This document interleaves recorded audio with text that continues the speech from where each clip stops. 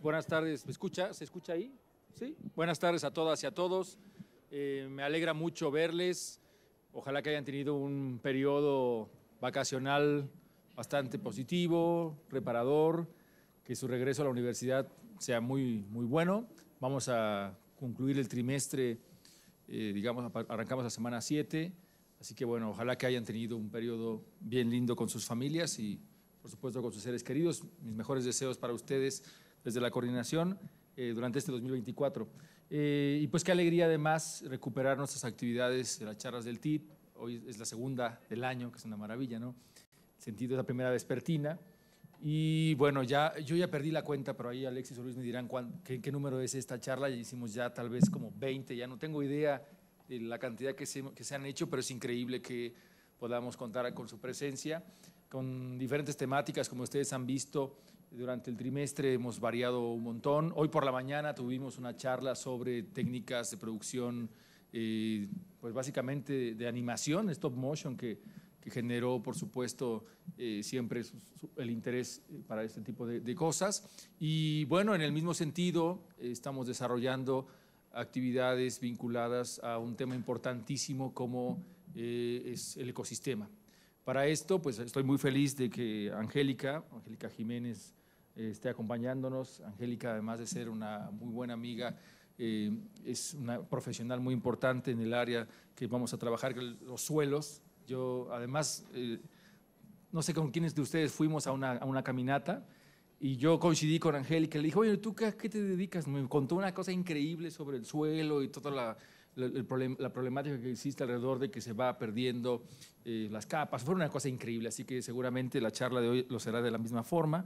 Ella es bióloga por la UAP, la Benemérita Universidad Autónoma de Puebla. Después hizo una maestría y un doctorado en el Instituto Potosino de Investigación Científica y Tecnológica y un postdoctorado en el CIMBESTAB en Zacatenco. Ha colaborado en la universidad en diferentes espacios, al menos en 2 departamentos de la División de Ciencias Biológicas y de la Salud, el primero de ellos en producción agrícola y animal en la licenciatura de Agronomía, y actualmente está como profesora temporal en el Departamento del Hombre y su Ambiente en la licenciatura en Biología. Y bueno, en el TID nos acompaña ya hace un buen rato. Me alegra que hayas aceptado, Angélica, bienvenida, y por supuesto, tú sabes, ya has estado en todas las charlas, y por favor invitarles a que interactúen con Angélica. Como ustedes lo han visto, el nombre de nuestro evento es Charlas, en el sentido de que procuramos que sea un intercambio en la manera más respetuosa posible, pero también en la forma más tranquila y ligera posible. Ustedes pueden preguntarle, Angélica, ella va a estar interactuando con ustedes, siéntanse con la confianza, por supuesto, de preguntarle. Y bueno, el espacio es para ustedes también. Muchísimas gracias y Angélica, el tiempo es tuyo.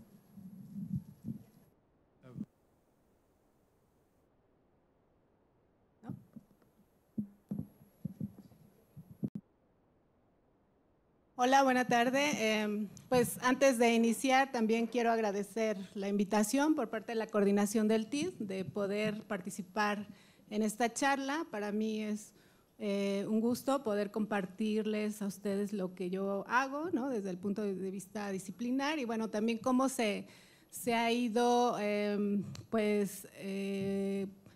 complementando o cómo se ha ido entrelazando con el sistema modular, ¿no? Con lo que propone el sistema modular. Como mencionó Roberto, yo no soy egresada de la UAM Xochimilco, entonces yo ya tengo varios años aquí, ¿no? Voy a cumplir 10 años que llegué a la UAM Xochimilco y pues me sentí un tanto como ustedes, ¿no? Cuando conozco este modelo, yo me formé en un modelo tradicional, como la mayoría de ustedes, y entonces cuando llego a la UAM Xochimilco, pues me encuentro con una nueva perspectiva, ¿no? Una nueva visión del conocimiento, una nueva aproximación que también, como a ustedes, pues me rompió todo el esquema que traía, ¿no? Sin embargo, alguien me preguntaba, ¿y por qué te quedaste? ¿No? Y yo le decía, pues porque me gustó el modelo, ¿no? Me gustó la manera en cómo lo que se proponía, me empecé a involucrar en el modelo, quise conocerlo, empecé a interactuar con personas claves dentro del sistema modular, ¿no? A formarme también en los cursos de docencia, porque como bien ya se ha dicho en este foro, la mayoría pues llegamos con una formación disciplinar, pero no con una formación como docentes, ¿no? Como la tienen los que se forman en las normales. Y en ese sentido, pues el sistema modular atravesó mi vida, ¿no? Y atravesó mi actividad y bueno, sigue todavía construyéndome, ¿no? Como lo plantea. Y bueno, ¿de qué va a ir esta charla? Pues ya ahí está el título y antes de continuar, a mí me gustaría preguntarles, ¿qué les evoca ese título? Al leer ese título, ¿qué les genera? ¿En qué cosa piensan? ¿Les parece interesante? ¿Les parece, no sé, que se relaciona con ustedes en algún punto? A ver, ¿quién quiere contestar?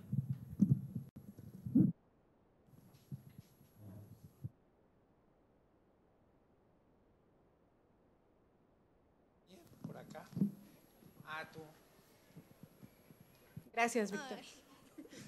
A ver, adelante, a ver, ¿qué te evoca este título? Principalmente no sé si, bueno, es muy claro para mí el título porque suelo pues es un suelo, ¿no? Y ya serían los de ecosistemas áridos y semiáridos, pero no sé si principalmente se refiere a literalmente las capas del suelo que tenga o qué biodiversidad se puede estar en ese suelo. Así que no sé. A ver, alguien más por ahí, a ver qué más les evoca. Dice, todos sabemos que es el suelo, ¿no? Todos estamos con los pies sobre el suelo, ¿no? Literal. ¿Yo? Bueno, sí, sí se me hace muy interesante el título, ya que me genera pues como la pregunta de qué es lo que tiene que pasar el suelo o cuáles los diferentes pues actividades que se pueden hacer, ya sea el ecosistema árido, ya sea en semiárido. Entonces, más que nada, pues eso es lo que me provoca. Ok, ¿alguien más? Y esta palabra de piel, ¿qué les genera? ¿Con qué la asocian? Acá, a ver. Pues yo lo asocio con la parte como más superficial del suelo. Sí, yo creo que es algo así como la capa, ¿no? Pues eso. Como la capa, ¿no? Como esto que traemos encima nosotros, ¿no? Cuando pensamos en piel, pues luego nos vemos y estamos cubiertos por esa piel, ¿no? Bueno, entonces, gracias, Víctor, por el apoyo. Pues vamos a iniciar. Primero, pues les voy a hablar un tanto desde la perspectiva disciplinar, ¿no? De qué es los ecosistemas semiáridos, qué es esto de la piel del suelo, ¿no? De la que yo les quiero platicar y en la que me he formado y sigo trabajando en ello hasta ahora. Y posteriormente, algunos trabajos de investigación que se han realizado a distintos niveles, ¿no? A nivel de posgrado, a nivel de servicio social. Y luego también les voy a dar una experiencia que tuve o la manera en cómo trabajo yo ahora, ¿no? Después de ser egresada o formada en un sistema tradicional, pues cómo atravesó mi trabajo docente y de investigación el sistema modular y ahora cómo trabajamos o cómo trabajo con los estudiantes, compañeros de ustedes, principalmente ya a nivel de licenciatura, ¿no? Y que intento también hacerlo en el TIT. Entonces vamos a ver como un caso o una experiencia, sobre todo yo la llamaría, que viví con los estudiantes de 11º y 12º de la última generación de biología que salió, ¿no? Entonces, bueno, en eso va a constar la charla. Me pueden interrumpir si algo no queda claro, yo les voy a preguntar, ¿no? Si ustedes no preguntan, yo voy a preguntar, entonces, pues mejor pregunten ustedes, ¿ok? Y voy a elegir al azar, a ver, el que está viendo el celular. No es cierto. Muy bien. Bueno,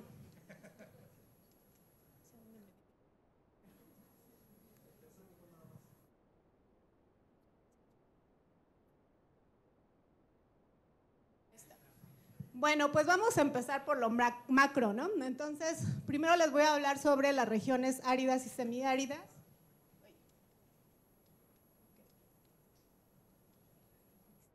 De las regiones áridas y semiáridas, aquí podemos ver en este mapa que aproximadamente el 45% de la superficie terrestre de la Tierra está representada o forma parte de estas regiones áridas y semiáridas. En ellas habitan aproximadamente, bueno, más de 2.500 millones de personas, o sea, de la población mundial, y del 10 al 20% están en estado de degradación. Esto, bueno, estos son promedios, pueden variar, ¿no? Sobre todo el estado de degradación, dependiendo del sistema, dependiendo de las condiciones de aridez y también dependiendo del impacto humano que pueda generarse en cada una de estas regiones. Es importante mencionar que en estas regiones también están estrechamente relacionadas con índices de pobreza muy altos, ¿no? O son en las regiones donde también se encuentra la mayor parte de la población en estado o con índices de pobreza elevados. Bueno, este es el panorama general. Otra vez, ya. ¿Tú le das? Ok. Si no, ya nada más uso el… ¿Lo regresas? Ok.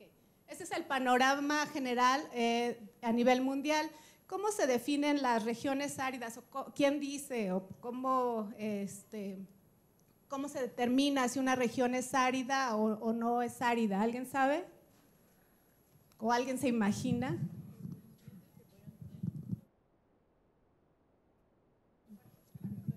Por los nutrientes que podrían tener el compuesto del suelo, vaya. Por las temperaturas y por la fauna que llegue a vivir ahí. ¿Alguien más? Allá, por allá.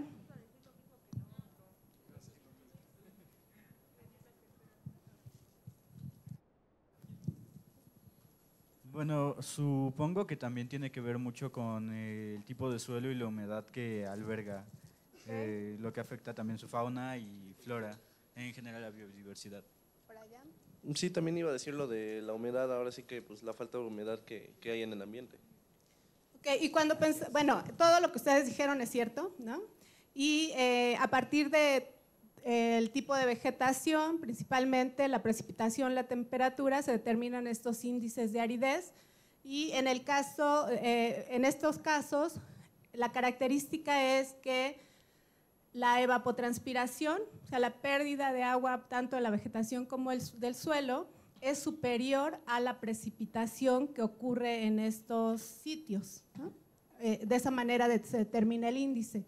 Entonces, bueno, hay regiones áridas, como vemos aquí, semiáridas, hiperáridas y subhúmedas secas, ¿no? Y entonces, dependiendo de este índice de aridez, qué tanto se supera la precipitación con relación a la pérdida de agua, entonces se determina este índice, ¿no? Y bueno, esto tiene como consecuencia lo que ustedes ya dijeron, que la vegetación en estos casos pues va a ser escasa, ¿no? Tenemos poca vegetación a diferencia de una selva tropical donde hay vegetación exuberante, ¿no? También lo que mencionó su primera compañera, esto va a determinar que haya poca materia orgánica porque es vegetación escasa, entonces la materia que cae al suelo, materia orgánica proveniente de animales o bien de la vegetación, es muy poca. Por lo tanto, son sitios con bajos en nutrientes, alta evapotranspiración, poca precipitación y por lo tanto también con especialización muy específica, sobre todo en la vegetación para tolerar estos índices de aridez. ¿Okay? Bueno, ahora vamos a ver un video que me lo pirateé de YouTube, pero me pareció muy bueno, muy sintético. ¿Cuáles son las zonas áridas en México? Entonces, a ver, Luis. No es mío, pero ahí están los créditos.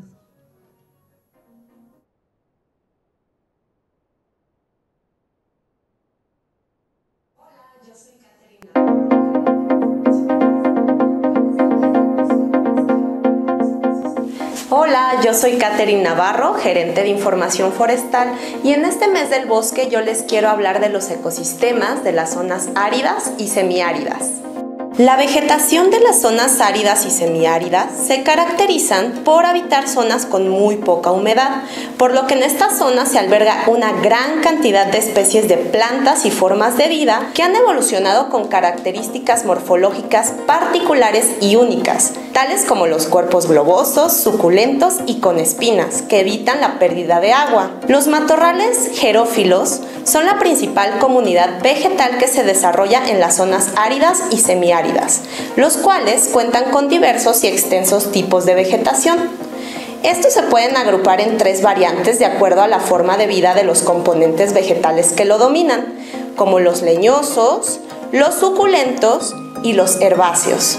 En cuanto a su extensión y distribución, los ecosistemas de las zonas áridas y semiáridas del país, o matorrales xerófilos, son los de mayor distribución en México, cubriendo el 28.8% de la superficie total nacional y el 40.9% de la superficie forestal, con una extensión de 30 millones de hectáreas en zonas áridas y 20.3 millones en zonas semiáridas, siendo por consiguiente el ecosistema más vasto de México.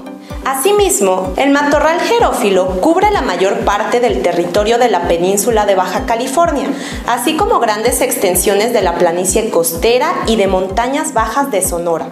Es característico también de áreas de la altiplanicie desde Chihuahua y Coahuila hasta Jalisco, Guanajuato, Hidalgo y el Estado de México, prolongándose aún más al sur en forma de faja estrecha a través de Puebla hasta Oaxaca. Y los estados con mayores superficies de matorrales son Coahuila, Sonora, seguido de Baja California Sur, Chihuahua, Nuevo León y San Luis Potosí. Algunos datos relevantes de las zonas áridas y semiáridas de nuestro país es que son el centro de origen y de diversificación de familias botánicas como las cactáceas, las agaváceas y las crasuláceas. También, muchos de los productos obtenidos de las especies forestales de las zonas áridas y semiáridas solamente se producen en México, entre los que destacan los mezquites, los magueyes como productores de fibras y bebidas fermentadas como el pulque o las destiladas como el mezcal y el tequila. También los nopales, que son un recurso sumamente versátil al ser una fruta, una verdura o ocuparse como forraje. También hay plantas productoras de cera de alta calidad como la candelilla y la jojoba. Otro dato es que el endemismo de las especies en estos ecosistemas alcanza más del 60% y son el centro mundial más importante de evolución de las cactáceas, como lo son alimento, refugio y hábitat de muchas especies de mamíferos, como roedores y murciélagos, aves y reptiles y un gran número de insectos.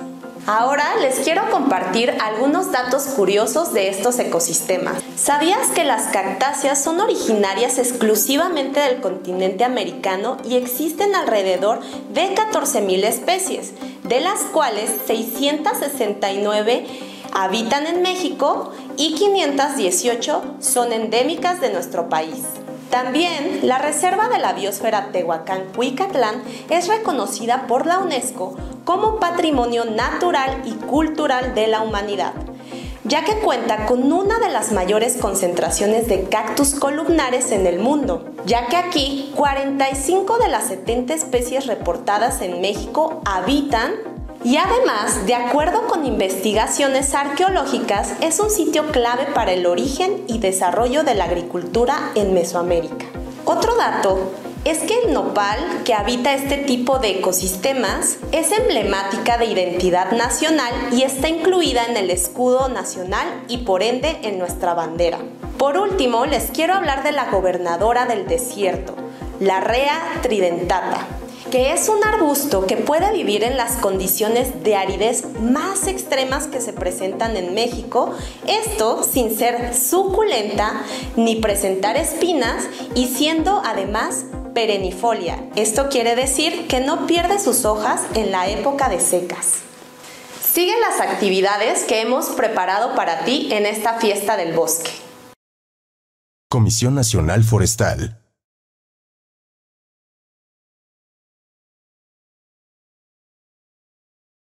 Estaba en estas zonas. Alguien, a ver, alce la mano, ¿quién vive en estas zonas? O viene, bueno, aquí no estamos en una zona semiárida, pero ¿quiénes vienen de alguno de estos estados de las regiones semiáridas? ¿Alguien? A ver. ¿Nadie? ¿Nadie es de Hidalgo? A ver, ya ves. Bueno, pero ¿de qué parte de Hidalgo eres? ¿De Tulancingo? Sí, ahí hay zonas. ¿En dónde más? ¿De dónde más? A ver. ¿De qué otros estados decía que había zonas semiáridas? Coahuila. Oaxaca, tú vienes de Oaxaca, pero Oaxaca, así. ¿De dónde más?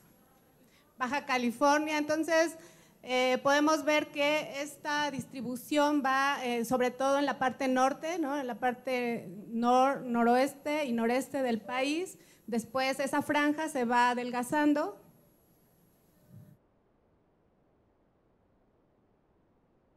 Lugares que no tienen color, ¿qué tipo de región son?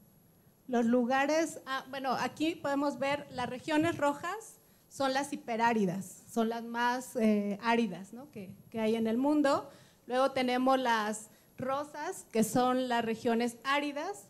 Luego vendrían las verdes, que son regiones semiáridas, y las subhúmedas serían regiones, las azules, ¿no? Serían todo lo que está marcado en azul. Y estos que no están con estos tonos, pues ya pueden pertenecer, dependiendo de la ubicación geográfica, de la altitud y la latitud. Y esto, bueno, es importante porque va a depender cuánta radiación llega, ¿no? De qué manera llegan los rayos solares, qué tipo de vegetación a partir de estas condiciones climáticas se puede establecer. Y bueno, ahí tendríamos en la parte más tropical, más hacia el Ecuador, tendríamos a las zonas de selva, ¿no? Selva alta, que son zonas tropicales muy exuberantes, con mucha humedad, mucha precipitación, llueve mucho. Y luego vendrían, yéndonos un poco más hacia el norte, vendrían las zonas templadas, ¿no? Y ya en la parte más norteña, pues están las zonas frías totalmente, ¿no? Y si vemos aquí esta franja, bueno, ahí está México. Ahí están dos franjas, ¿no? Una hacia el norte, donde vemos estas zonas. Ay, aquí tengo,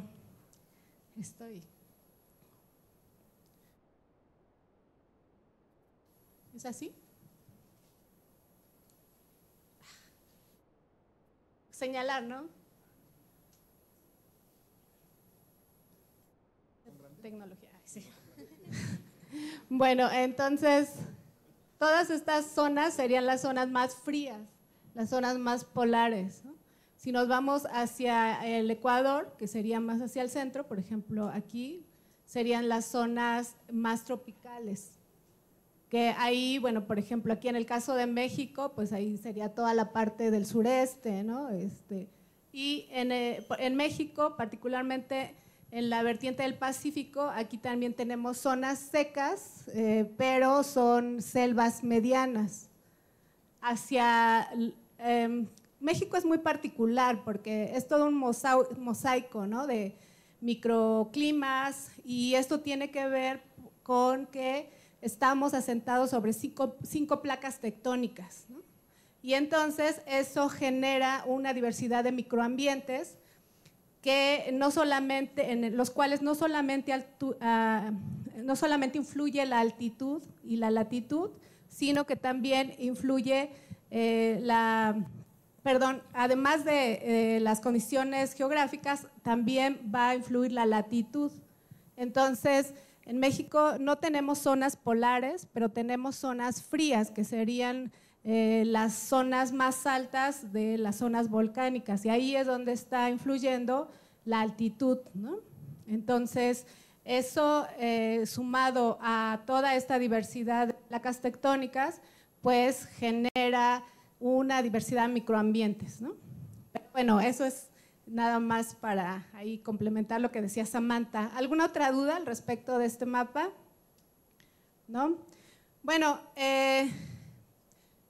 aquí también vemos unos puntos azules, ¿no? Que se señalan en el mapa. Y estos tienen que ver con unos organismos que se llaman biocostras o costras biológicas del suelo, y que es a lo que yo me voy a referir con relación a esa piel del suelo. ¿Okay? Entonces, la siguiente. Les voy a hablar de dos sitios en particular. Bueno, yo he trabajado estas zonas semiáridas, bueno, desde la licenciatura trabajé en Baja California Sur, luego también ya en el posgrado trabajé en un pastizal semiárido en San Luis Potosí, y ahora en el trabajo ya académico, pues he trabajado en algunas zonas del Mezquital, en Hidalgo, y también en la reserva de la biosfera de Tehuacán-Cuicatlán, ¿no? Que como nos decía el video, es el desierto más al sur que tiene México.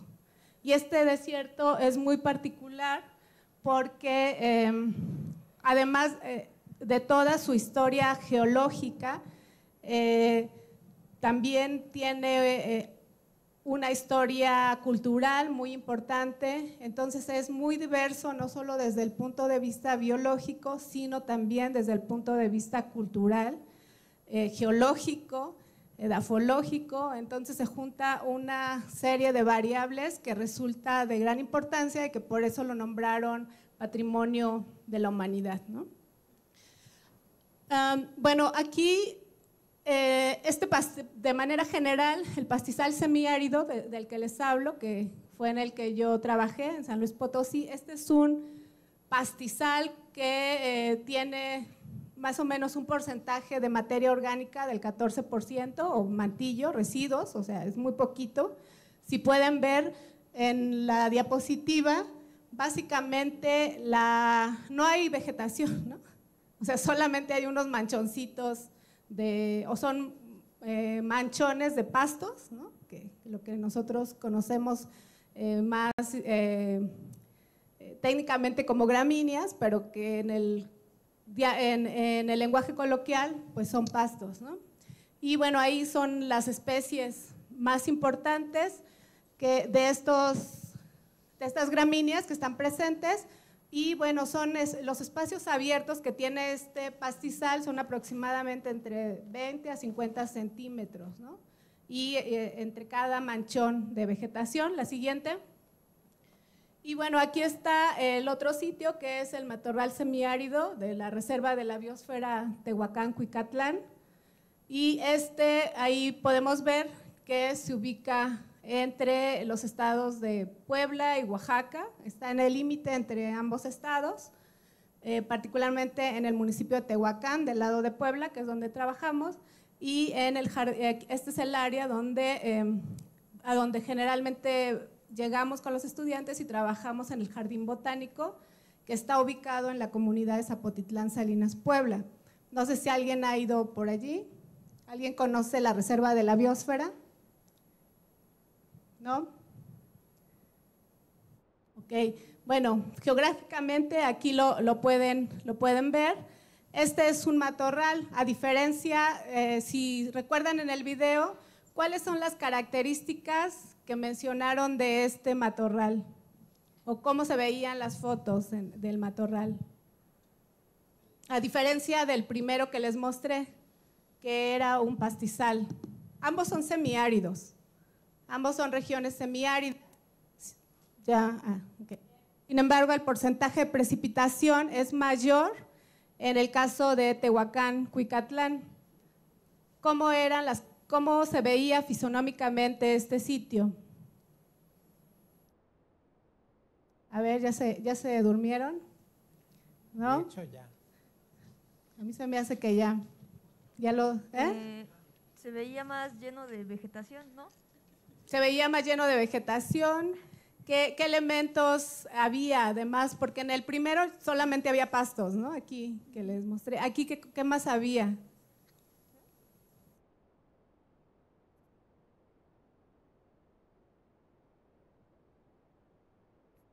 Pues es que como tal se veía más lleno de plantas, por así. Sí, bueno, André dice que tenía más cactáceas. Había más una de las características de ese sitio es la presencia de cactáceas columnares, ¿no? Esa es una característica de ese sitio que es muy parecido al norte. Sin embargo, en Tehuacán es otra variedad de esta cactácea columnar. ¿Qué más allá? Hola, si no me equivoco, eran como los matorrales chaparritos, como de bolita, y que ahí no me estás haciendo caso. ¿Cómo? ¿Perdón? No supe.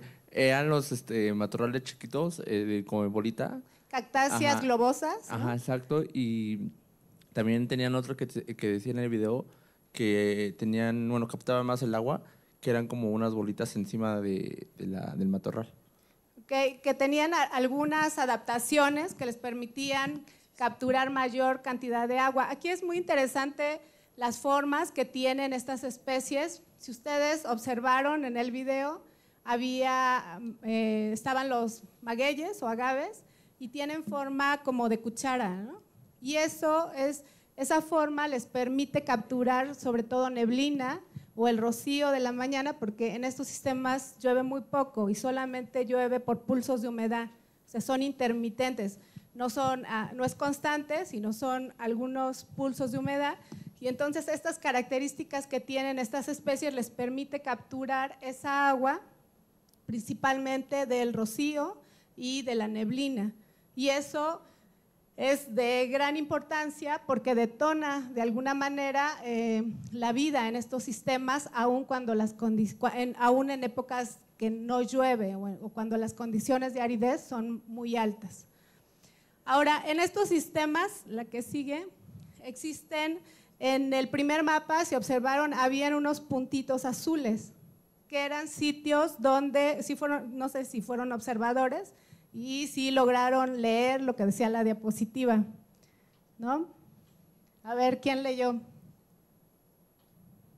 A ver, hasta allá, el compañero que está allá en la esquina. ¿Sí se veía o no se veía? ¿No? A ver, alguien, a ver, regrésale Luis, a ver, a la segunda. Ahí. A ver, ahí, ¿quién sí ven o no ven el título? ¿Qué dice?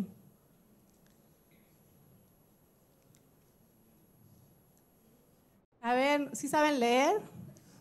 Ya estoy dudando de que sepan leer. A ver, aquí, allá, compañero. Dice distribución de biocostras en regiones áridas y semiáridas del mundo. Ok, bueno, entonces ahí hay otra palabra dominguera, ¿no? O rara. A ver, nuevamente, ¿en qué piensan cuando leen eso que dice biocostras? ¿A qué se referirá?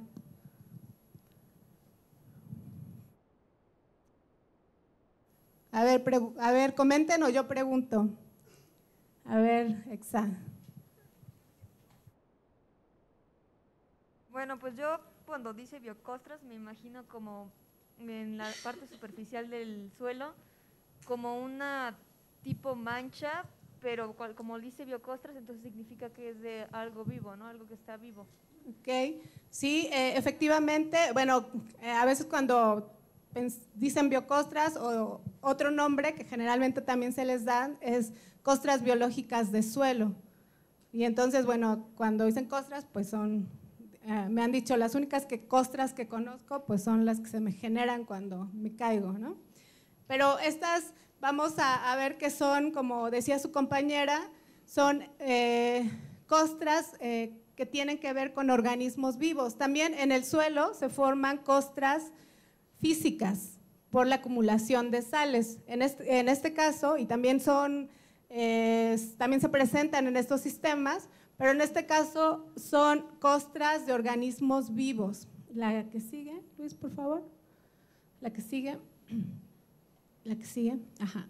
Bueno, estas costras biológicas, que es a las que yo les llamo o las asocio como esa piel del suelo, van a ser asociaciones de organismos que fotosintetizan, ¿no? Porque están formados algunos por algas verdes, pero también están formadas por cianobacterias, pueden estar formadas por musgos, líquenes y principalmente estos organismos que son que nos recuerdan las rutas metabólicas, dice la diapositiva, de los inicios de la Tierra. Y en ese sentido, aquí podemos ver algunas de ellas. Estas son del pastizal semiárido de San Luis Potosí. Y si ustedes observan estas fotos, pueden ver que hay unas que son totalmente como costras. ¿Sí ven esas manchas blancas en la primera foto? Ese es un tipo de costra y es un líquen. Luego tenemos, en las siguientes, tenemos en la parte superior, tenemos una que se ve como una mancha negra y otra más clara. Y ahí, si nosotros somos poco observadores o no conocemos que existen estas costras, podríamos decir que aquí no hay nada, ¿no? O sea, que el suelo está desnudo, que no hay organismos vivos. Sin embargo, esta coloración más oscura es la presencia de cianobacterias. ¿Alguien sabe qué son las cianobacterias? ¿No? A ver, más o menos, ¿o qué se imaginan que sean? A ver, ahí los biólogos que ya…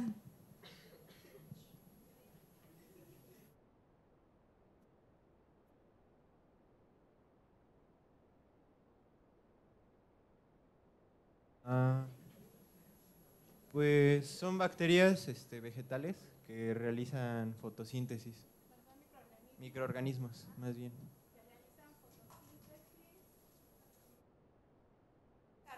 Fijan carbono, pero ¿cuál es su característica más importante? La clorofila es justamente esta característica que tienen los organismos vegetales, ¿no? De hacer fotosíntesis y en ese proceso pues fijan carbono. Pero en el caso de las cianobacterias, además de fijar carbono, ¿qué más fijan? A ver. Fosfatos. No. No, nitrógeno. Los vamos a regresar. Nitrógeno. Nitrógeno, ¿no? Nitrógeno. Esa es una de las características que tienen estos organismos, que van a ser fijadoras de nitrógeno. En el caso de las cianobacterias. En el caso de los líquenes, ¿alguien sabe qué es un líquen? A ver ahí. ¿Hay alguien más de biología? Ya, a ver. Los biólogos.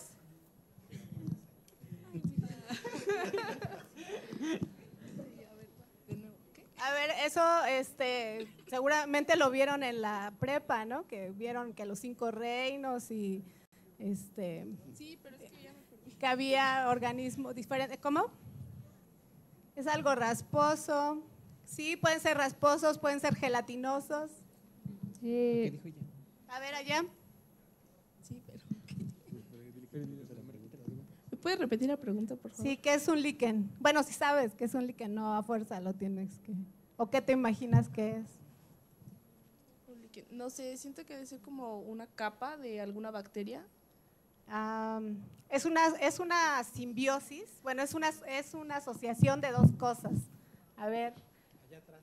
A ver acá. Sí, es una asociación entre un hongo y un alga. Y un alga, ¿no? Y justamente el hongo le da soporte y el alga le ayuda a fijar el carbono, ¿no? Para realizar la fotosíntesis. Bueno, y también tenemos dentro de estas costras otros que se llaman cianolíquenes. Entonces, ¿esos de qué estarán formados? De una cianobacteria, ¿y qué? Y un hongo, ¿no? Ajá, entonces también podemos tener costras de musgos, ya en las zonas donde hay más humedad, aunque son áridas, o en los micrositios donde se forma mayor humedad, pueden haber musgos. ¿Sí saben cuáles son los musgos? El del nacimiento, ¿no? Que también, estos también están presentes en los bosques, son más de regiones templadas, pero también existen especies que están asociados a estas costras en las regiones áridas y semiáridas. Bueno, entonces, justamente esta palabra que ponemos aquí de fototróficas hace referencia a esta fijación de carbono a través de fotosíntesis, ¿no? Donde se utiliza la luz, pero también existen otros organismos como estas cianobacterias que además de fijar carbono, también fijan nitrógeno. Y bueno, estos organismos, sobre todo las cianobacterias, la que sigue, están presentes desde antes que llegáramos nosotros, ¿no? Y particularmente estas especies fueron responsables de cambiar la atmósfera del planeta, ¿no? Ya Sergey en la ponencia pasada, ¿no? También nos hablaba de esta modificación, o no recuerdo si Sergey o el doctor Alejandro, de cómo estos organismos cambiaron la química de la atmósfera y por lo tanto dieron origen a la vida que hoy conocemos, ¿no? Entonces, estas costras biológicas del suelo, bueno, las que están ahora, son descendientes, digamos, de estas otras, ¿no? que vivieron en el pasado y que transformaron la atmósfera del planeta y que nos permitieron existir. La que sigue. Bueno, aquí son algunas especies que se encontraban desde esas épocas y que todavía las podemos encontrar en estas costras, ¿no? La siguiente.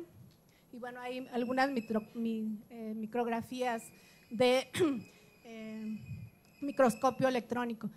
Bueno, por qué serán importantes estas costras? Bueno, ya todos ustedes dijeron, bueno, esta piel del suelo, que yo le llamo biocostras, o que son biocostras o costras biológicas del suelo y que hoy yo las llamé piel del suelo, ya ustedes mencionaron, van a estar en la parte más superficial del suelo.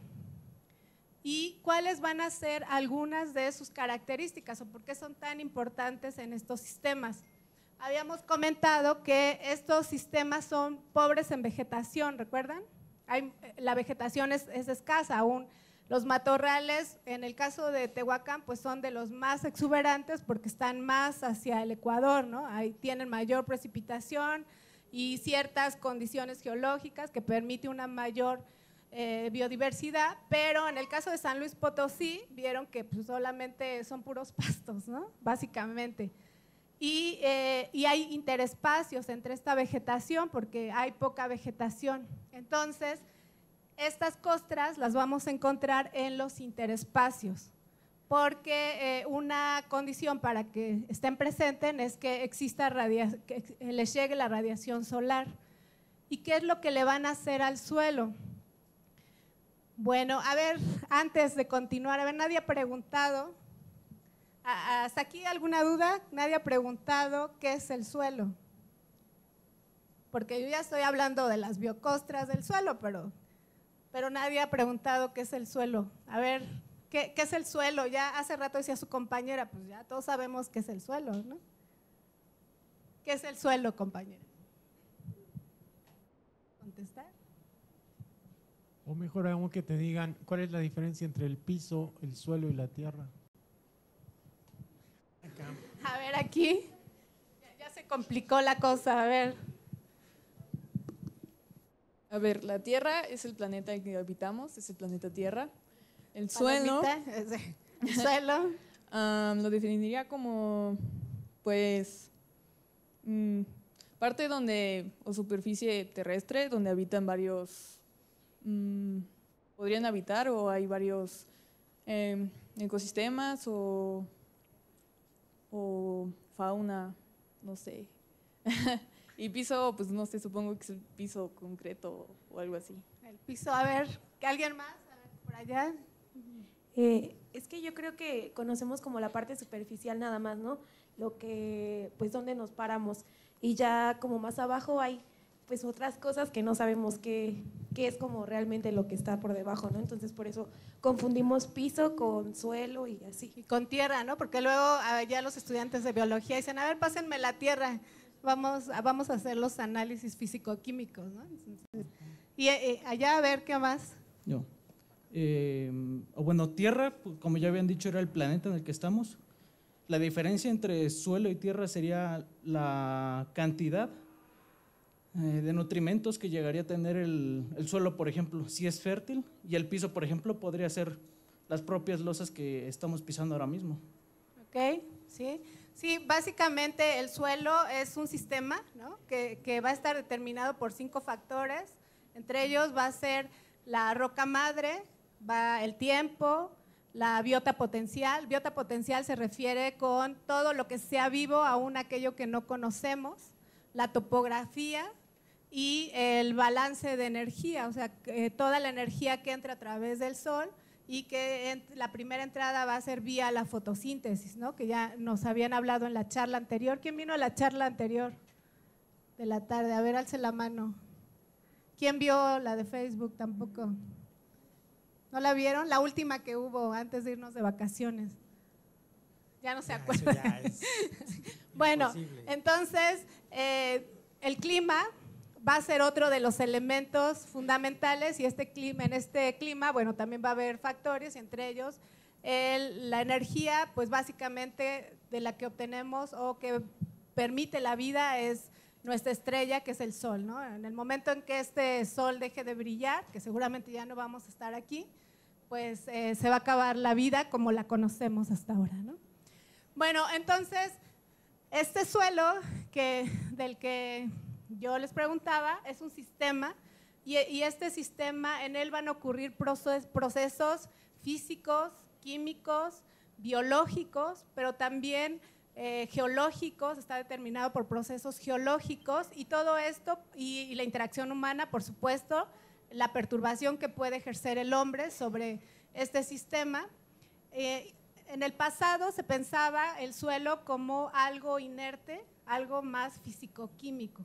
El concepto actual de suelo es un sistema físico-químico, biológico, edafológico, humano, ¿no? O social también, porque ahí estamos interaccionando también nosotros con las prácticas que hacemos. Y uno de los problemas que tiene este suelo, bueno, por un lado, es que tarda mucho en formarse, pueden ser entre cientos, ¿no? O miles de años. Todos los suelos que tenemos ahora pues son el resultado de la evolución del mismo planeta. Y en este caso, este suelo, en el momento en que se rompe su estructura, se queda, digamos, suelta, ¿no? Quedan sueltas las partículas del suelo y entonces por erosión hídrica y eólica, por agua y por aire, estas partículas se pueden mover. Y entonces básicamente la erosión es un movimiento en masa de esas partículas, el suelo se pierde y bueno, lo que nos queda al final es la roca madre nada más, ¿no? Sin todavía meteorizar. Y con todo esto anterior que dije, ¿por qué será importante, con lo que dije y con lo que vieron en el video, por qué será importante el suelo?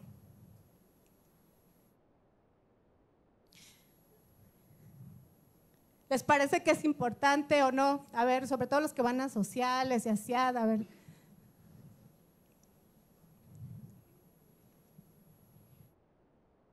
Porque el suelo a medida que ha ido cambiando, pues da como vida, ¿no?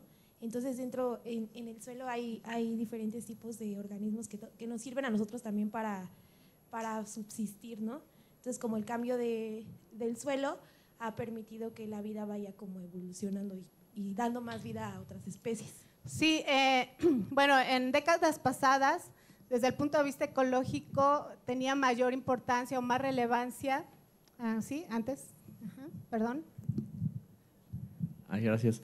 Creo que también, digo, no sé si tienen que intervenir mucho, pero el tipo de suelo también depende mucho para el tipo de construcciones, porque el tipo de suelo depende mucho qué tantos niveles puedas construir, porque si no es un suelo, por decir la Ciudad de México, al menos en la zona centro, pues no, el suelo no es como que tan recomendable para hacer construcciones tan grandes, o si hacen construcciones muy grandes tienen que tener como ciertas especificaciones justamente para evitar que se caigan de ese tipo de cosas.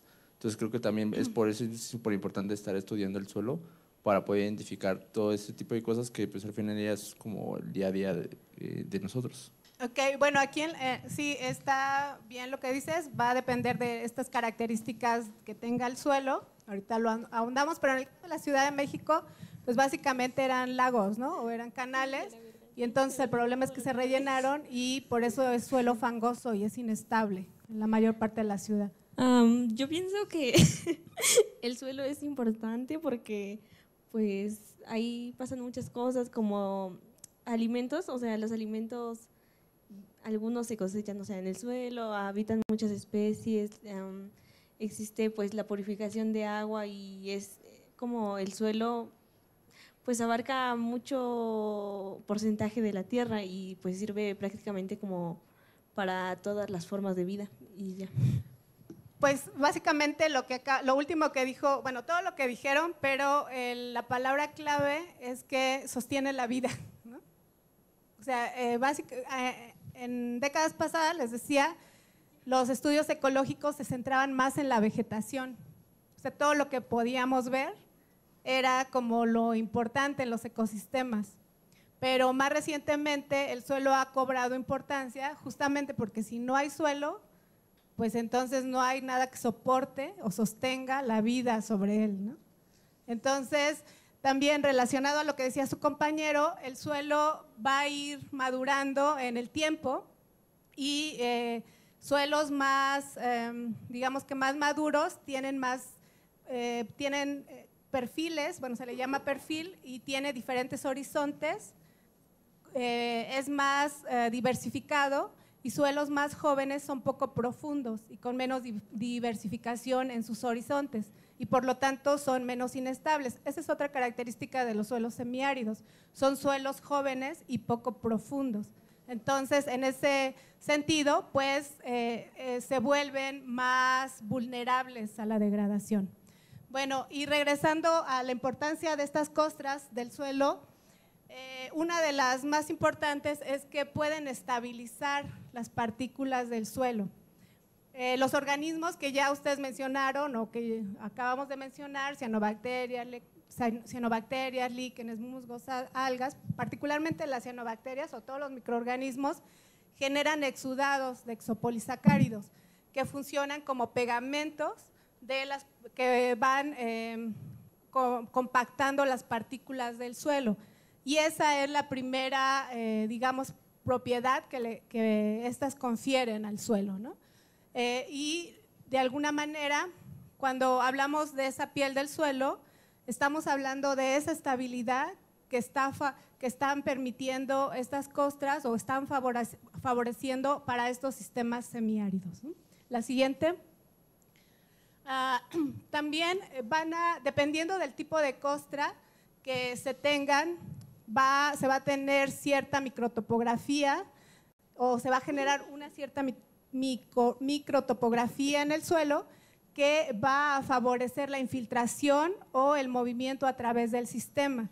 Decíamos que estos sistemas semiáridos son pobres en agua, entonces el agua que es capturada en estos interespacios por estas costras van a ser de vital importancia para que el sistema siga funcionando, ¿no? La siguiente.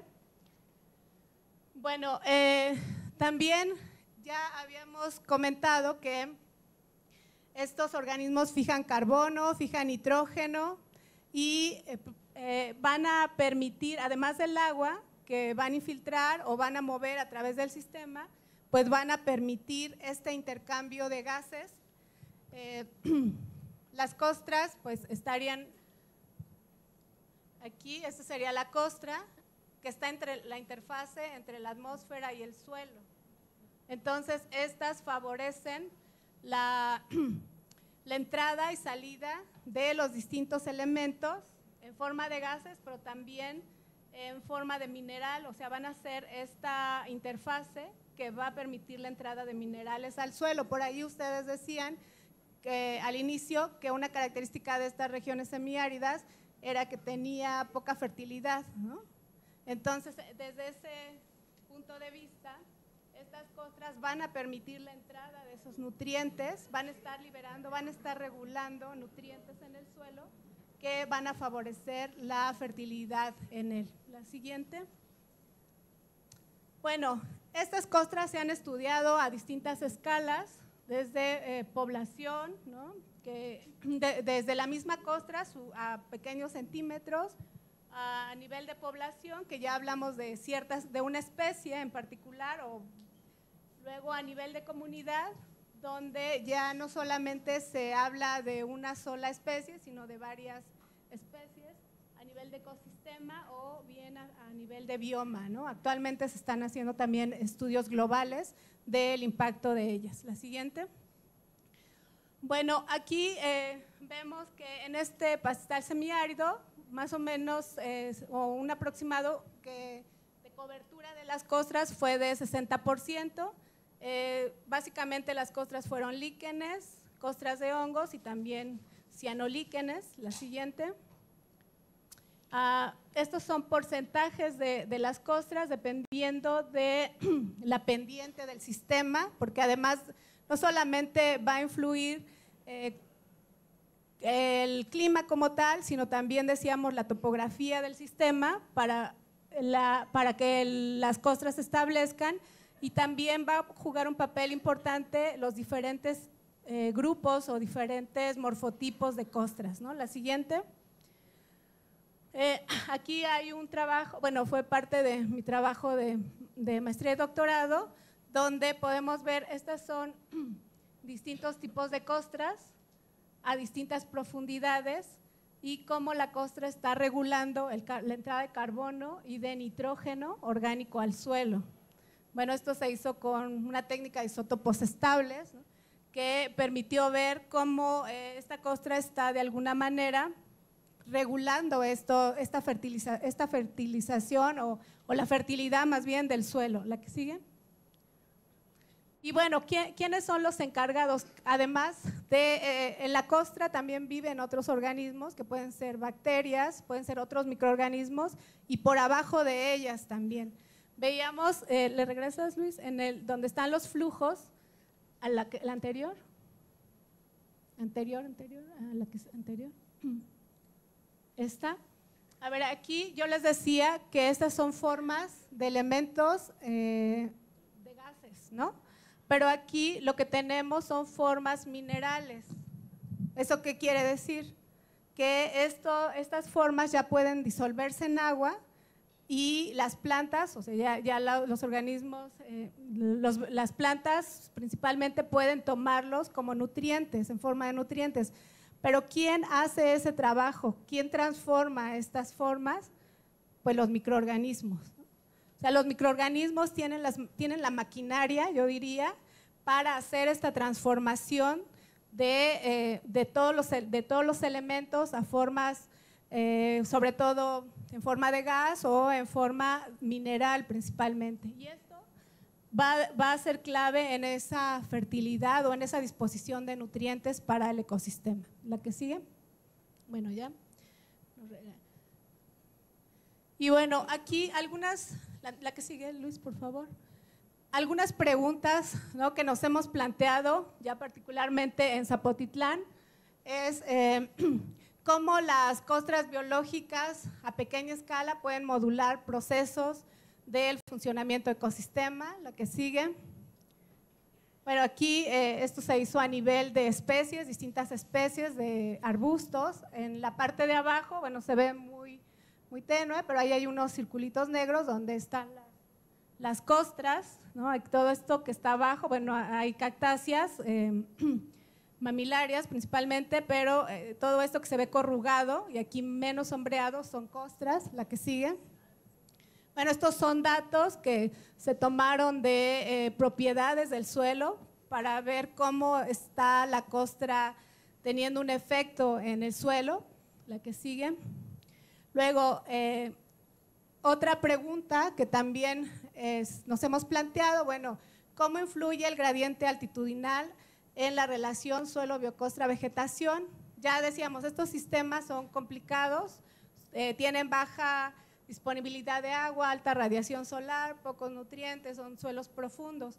Pero además otra presión que podrían tener es que en las zonas con mayor pendiente, pues es otra presión para que estos sistemas se vuelvan más vulnerables a la degradación. Entonces, bueno, aquí también, esta es otra pregunta que fue trabajo de maestría de una estudiante que se tituló hace 2 meses, la que sigue. Aquí podemos ver, esta es la área donde ella trabajó, que es en el Jardín Botánico. Y bueno, estas son las altitudes en las que se hicieron mediciones, tanto de la vegetación, las costras y las propiedades del suelo, la que sigue.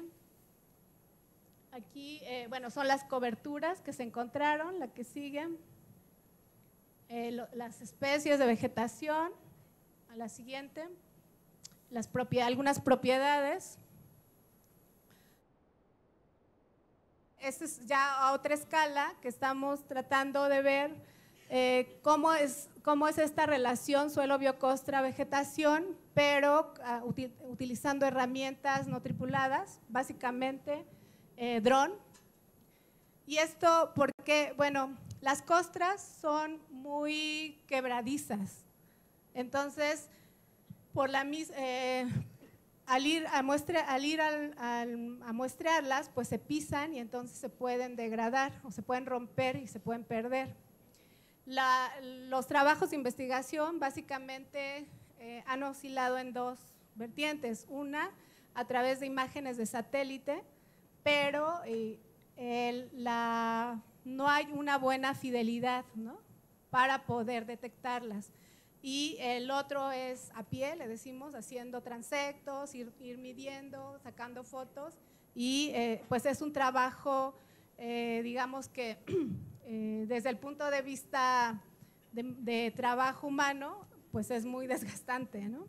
Hasta ahora esas son como las 2 vertientes que se han hecho, y estamos probando esta metodología para ver si a través del dron se puede cuantificar ya la vegetación, la costra y también el suelo desnudo, y entonces ver qué tan degradado puede estar el sistema.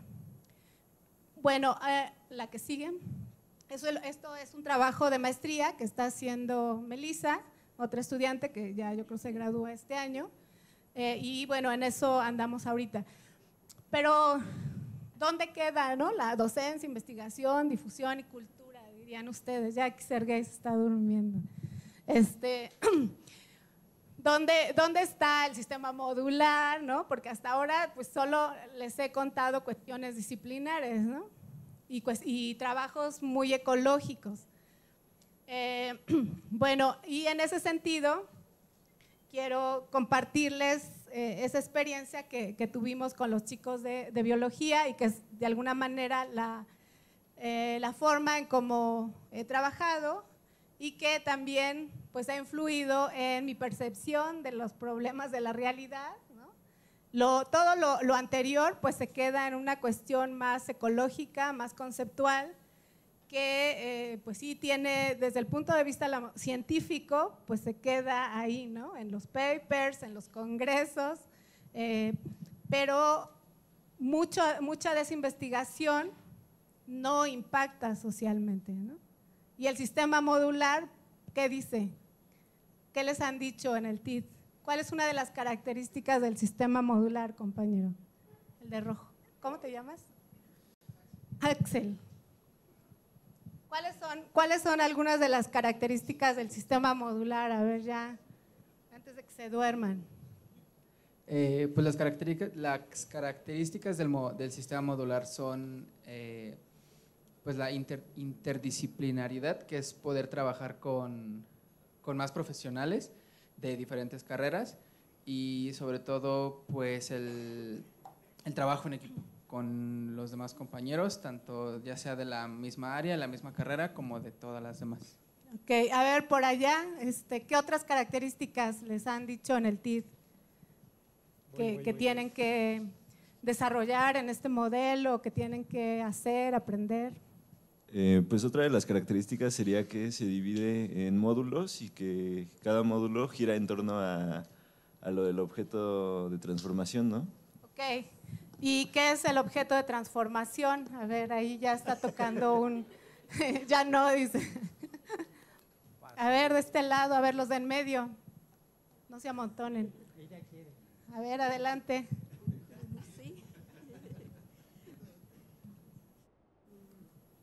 Pues creo que una de las características más importantes del sistema modular y del eje de transformación y el problema y todo es que son problemas que tienen un impacto en la sociedad, que están igual fundamentados con el trabajo en las comunidades, con el conocimiento de cómo, a lo mejor para las ciencias sociales es más sencillo imaginarlo, pero también en agronomía, en biología, en todo, cómo se realiza esta conjunción entre lo que podemos ver científicamente o lo que se puede ver en el laboratorio, pero qué impacto va a tener en la sociedad y cómo este impacto puede ser beneficioso para a lo mejor una comunidad o para toda la sociedad en general. Ok, a ver, al inicio yo les dije que estas regiones semiáridas, bueno, ocupan un porcentaje importante en la superficie de la Tierra, que también hay una población importante, ¿no? Que representa varios millones de personas. ¿Y no creen que estaría la parte social? O sea, todo esto que hemos hecho, digo, no solamente yo, sino se ha hecho con un grupo de colaboraciones de estudiantes, ¿no? Con otros investigadores, ¿no quedaría ya cubierta esa parte social? ¿Qué opinan? ¿Sí o no? ¿Por qué? Digo, porque a lo mejor un ecólogo dice, pues yo ya hice mi trabajo y estoy trabajando en una región semiárida con estas problemáticas y pues ya puede quedar cubierto. ¿Qué opinan? Que no está cubierta la parte social. ¿No? ¿Por qué? Porque, o sea, ya está hecha la investigación y todo, pero pues nada más queda ahí. Entonces también dentro del sistema modular pues se habla de que el conocimiento como que se tiene que compartir y tienes que llevarlo hacia otros lados, tiene que ser como de que en comunidad pues. Entonces para que llegue a la parte social, toda esta información tendría que empezar a difundirse en otros sectores, no solamente dentro de los biólogos y la gente que le interesa los temas, sino también en otros lugares, con otras personas. A ver, alcen la mano, ¿quiénes van a sociales o a CIAD? A ver, ¿a sociales? A ver, los de sociales, los que van a CIAD. A ver, entonces, ¿qué opinan de lo que dice Michelle? ¿Estaría cubierta? Ella dice que no. ¿Qué opinan los demás? Sobre todo de que los que van a otras áreas, ¿qué opinan? Sobre todo los de sociales, a ver, ¿qué tan críticos son en ese sentido y qué opinan? ¿Están de acuerdo? ¿Quién dice sí? ¿Quién dice no? Si no, ¿por qué? ¿Quién dice sí? A ver, no se amontonen, veo muchas manos.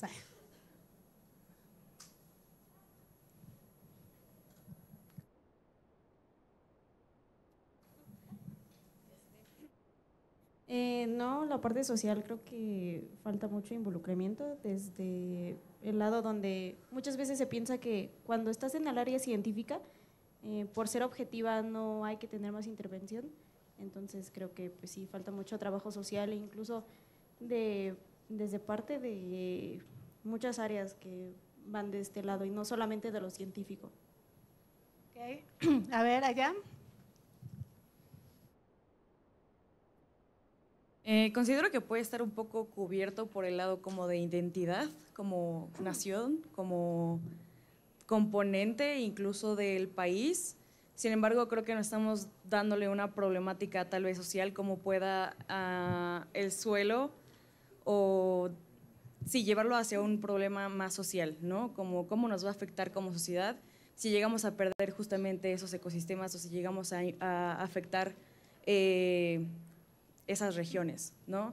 Porque justamente como en el video que nos mostraron, hay una zona, la verdad no recuerdo su nombre, perdón, pero que es patrimonio y hay muchas, ¿no? Muchas zonas que es patrimonio cultural y pues justamente hay todo un grupo de personas que se involucran a cuidar de esas regiones para justamente darnos como esa identidad, porque incluso el nopal está en nuestra bandera. Entonces, creo que hay más, o sea, sí necesitamos como más involucración, o sea, involucrarnos más socialmente, incluso para poder cuidar algo que es parte de nosotros como país, como identidad cultural. Okay. ¿Alguien más? A ver, por acá.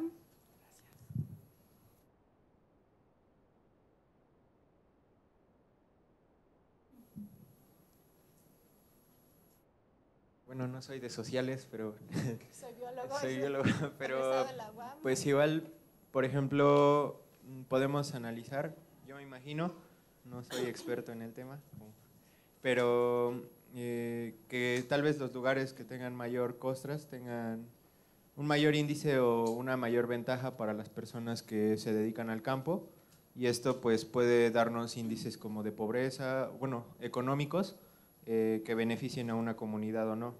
Creo que se puede extrapolar cualquier problema, en este caso del suelo, a algo económico o social, porque va a repercutir al final que haya costras o no, pues por ejemplo en un cultivo, ¿no? O en la producción local. Bueno, entonces no ando tan mal. Ay, sí. Aproximación, pues básicamente es una aproximación más positivista, ¿no? Más tradicional, que no es mala, ¿no? Totalmente, pero como todos ustedes mencionan, falta la parte humana, ¿no? La parte social, porque al final los investigadores pues podemos plantear teorías muy bonitas, podemos decir, bueno, esta herramienta, vamos a usar el dron y ahí va a servir, ¿no? Sí funciona, pero si solamente esa información se queda en los artículos de investigación, en los congresos, como decía su compañera, no permea a la sociedad y tampoco a veces resuelve mucho, ¿no? Y desde mi perspectiva creo que gran parte de la degradación que tenemos en los ecosistemas, justamente tenemos investigación, o sea, hay datos, ¿no? Hay muchas tesis, hay muchos artículos, pero los sistemas están degradados, ¿no? Y entonces ahí pues podríamos decir, bueno, ahí está la información, entonces ¿por qué se están degradando, se siguen degradando? ¿Por qué se siguen perdiendo selvas, se sigue perdiendo matorral? ¿Por qué la gente de las zonas semiáridas están empobrecidas cada vez más? ¿Por qué la mayoría de ellos tienen que emigrar a Estados Unidos, ¿no? Oaxaca es uno de los estados, ¿no? que más, de donde más salen hacia Estados Unidos, Guerrero, Hidalgo, o todo el país, ¿no? Pero todas esas preguntas pues caben en esta otra visión, ¿no? La que sigue. Bueno, aquí, bueno, con el acercamiento a esta comunidad, básicamente en Zapotitlán Salinas, con los guías del Jardín Botánico, uno de los problemas que ellos mencionaron es que con la pandemia, su invernadero con el que reforestan el Jardín Botánico y partes de la reserva, se había destrozado, ¿no? Perdieron gran parte del material vegetal y bueno, esta comunidad por tener el Jardín Botánico depende mucho del turismo. O sea, la gente va y visita el Jardín Botánico, hace recorridos, también vamos los docentes con los estudiantes, ¿no? Hay mucho flujo también de extranjeros, de turismo extranjero, y su invernadero se quedó abandonado y se echó prácticamente a perder por la pandemia, ¿no? Entonces, bueno, uno de los problemas que detectamos ahí que tiene un efecto económico directo en esta población era y en ese sentido, bueno, una estudiante de agronomía, Tere, que además es de una comunidad aledaña al Jardín Botánico, ella vive a 20 minutos, empezó a hacer su servicio social allá. Ya recuperó, ahí ven, recuperó las instalaciones, reinstaló algunos sistemas de riego, recuperó material vegetal y pues volvió a echar a andar ese invernadero, ¿no? Entonces, bueno, ahí este es un ejemplo ya no de un problema que a lo mejor salió de los papers o de los artículos que decían que hace falta, no sé, evaluar ciertas cosas, sino de una problemática de esa comunidad. Y bueno, ella actualmente está terminando ese servicio social y se está, bueno, buscando quién lo continúe. Ahí está uno de los chicos, él es el guía del jardín botánico más joven que está trabajando ahí. Entonces, digamos que se empieza a establecer, Tere tiene la formación técnica, agronómica, conoce las especies, conoce el sitio, pero también empieza a hacer este diálogo con otros actores de la comunidad y particularmente el guía, que es el más joven y que ambos, tanto él está enseñando a ella como ella le está aportando cosas, ¿no? La que sigue. Bueno, y con relación a la investigación formativa, esta es la experiencia que les decía con los estudiantes de 11 y 12 de biología. Aquí estos módulos están seriados. El primero se llama análisis de sistemas ecológicos y el otro es análisis de planeación ambiental. Aquí es interesante porque en el primer módulo hacen básicamente lo que yo les mostré, toda la parte ecológica, ¿no? Pero en el segundo módulo tienen que integrar la parte social y proponerle a la comunidad un plan de manejo, ¿no? Ahora, ¿cómo lo trabajamos o cómo fue la experiencia? Nosotros iniciamos en el módulo 11 con una visita prospectiva. Primero fuimos al jardín botánico, recorrieron los estudiantes el jardín botánico, les mostraron las especies, las características, la fisonomía del sistema, las unidades de vegetación, las especies más representativas, o sea, toda la parte ecológica. Después ellos ya regresamos, después de esta visita, y yo les pedí que investigaran en la bibliografía especializada cuáles eran los problemas que decía la literatura que eran los más importantes de la zona. Entonces ya por equipo de investigación ellos trajeron esos problemas, ¿no? Que eran básicamente bibliográficos. Pero después regresamos a la comunidad y entonces ellos encontraron que muchos de esos problemas en realidad a la comunidad no le interesaban, ¿no? Y bueno, platicamos con varios actores, entre los guías del jardín botánico, gente de la misma comunidad, las autoridades ejidales, y finalmente ellos, les comentaron ellos algunas cosas que les preocupaban, y dos fueron las que ellos eligieron o que les parecieron más relevantes porque lo mencionaba la mayoría. Uno era que se está incrementando la producción de mezcal, ¿no? Si ustedes recuerdan en el video decía que era una de las bebidas, ¿no? Que se obtenía a través de los agaves en estos sistemas. Pero el problema de estas especies que se utilizan para el mezcal es que no cubren la demanda del mercado. Entonces lo que están haciendo es llevarse las especies nativas o las especies silvestres de la reserva. Y bueno, eso a la comunidad, los que están produciendo mezcal en esa comunidad son más conscientes por toda la influencia que tiene el jardín botánico, pero los de los alrededores van y saquean, se están llevando estas especies. Y como vemos, pues estas especies no están relacionadas con el suelo, están relacionadas con otras especies, entonces al modificar su estructura, pues se modifica también todas otras relaciones, ¿no?